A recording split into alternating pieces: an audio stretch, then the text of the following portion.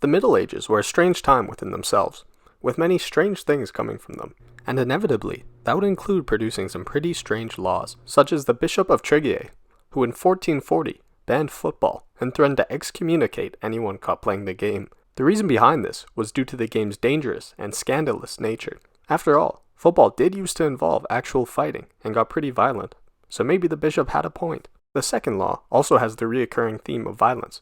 As for the first millennium of the Middle Ages, within Europe you could challenge any criminal sentence, literally, by challenging it through combat. You could either challenge it yourself, or have a nominee fight for you. Imagine getting that phone call, or well, letter. Oh, and yes, Game of Thrones did actually get that right. The third law is very bizarre, as in 1313, King Edward II outright banned wearing a suit of armor in Parliament, alongside weapons and having armed company. This law was instituted as Edward was being made fun of, and when some noblemen showed up before him in full attire and weapons, he wasn't having any of it. So what did he do as king? Banned wearing armor in Parliament, I guess. Edward II also claims the fourth law, when in 1324 he passed the Royal Fish Law, that stated any fish or whales caught within 5 kilometers of the shore were of royal property. This was due to their value within medieval markets, causing Edward to create this law, most definitely out of greed. The fifth law celebrates a failed assassination attempt. In 1605, Guy Fawkes attempted to blow up Parliament to kill King James I, as he was Protestant and Guy was Catholic. After the plot failed, James enacted a law that required all citizens to celebrate the attempt, and any refusal to do so made you a traitor. Also, he was the inspiration behind the famous mask. The sixth law, enacted during the 12th century, stated that any wild swan belonged to the crown, and only allowed certain influential people who contributed to the monarchy to own a swan. This law is still in place today, although to a less serious extent, and is part of the annual swan-upping ceremony. Yeah, that one's worth a Google, and is conducted by the Royal Swan Marker.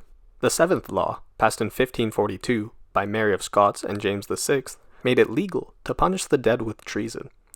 Yeah, because why not? The law allowed the trial to proceed within 5 years of the individual's death. So yes, the court very well may have seen a skeleton on trial. The eighth law, passed in 1233, made it illegal to refuse knighthood. Roger of Dooley, after realizing the cost of knighthood, skipped his own ceremony, and shortly after, King Henry II passed a law making sure it wouldn't happen again, by outright banning the refusal of knighthood. Oh, and he took all of Dooley's land. Go figure.